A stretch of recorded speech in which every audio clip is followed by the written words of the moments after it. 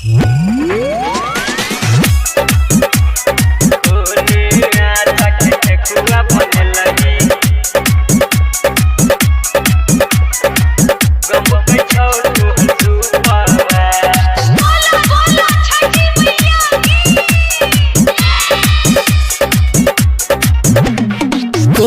बाजार के नारियल चुआवला, कौन बाजार के कुसवा। कौन बाजार के नारियल चुआवला, कौन बाजार के कुसवा। कौन बाजार के नारियल चुआवला, कौन बाजार के कुसवा। कौन आटा के ठेकुआ बनलही, गम के छौ तोहर सुपवा। कौन आटा के ठेकुआ बनलही, गम के छौ तोहर सुपवा। हसनपुर बाजार के नारियल छठी ननद, कुस सर के कुसवा। हसनपुर बाजार के नारियल छठी ननद, कुस सर के कुसवा। हसनपुर बाजार के नारियल छठी ननद, कुस सर के कुसवा। गेहूं आटा के ठेकुआ बनलिए, इहे से गमक सुपवा।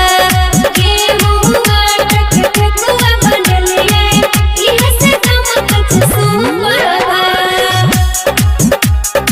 आप सुन रहे हैं संदीप सुमन को। म्यूजिक बाय डीजे उमेश, शुक्रिया बाजार। कथिले अब सुन गे अबला, करे छी हमर बरतिया। कथिले अब सुन गे अबला, करे छी हमर बरतिया। कथिले अब सुन गे अबला, करे छी हमर बरतिया। सब कुछ तोरा देने छियो, अब कोन छौ मनतिया। सब कुछ तोरा देने छियो, अब कोन छौ मनतिया।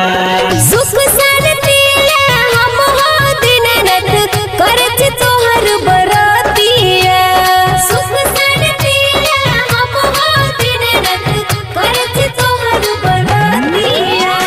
सुख शांतिले हम हो दीननाथ, करछ तोहर बरतिया। एगो ललना दहो दीननाथ, इहे छ मन के मनतिया।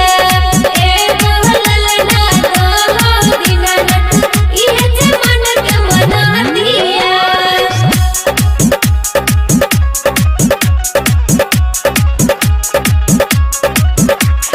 म्यूजिक बाय डीजे उमेश, शुक्रिया बाजार। केहन तोय मानल हो दीननाथ, जड़ल छ हमर भागिया। केहन तोय मानल हो दीननाथ, जड़ल छ हमर भागिया। केहन तोय मानल हो दीननाथ, जड़ल छ हमर भागिया। सब कुछ तू दा देला हो दीननाथ, भरत खाली गोदिया। सब कुछ तू दा देला हो दीननाथ, भरत हमर गोदिया। सुने सुने सुन गे अबला, भरत तोहर गोदिया।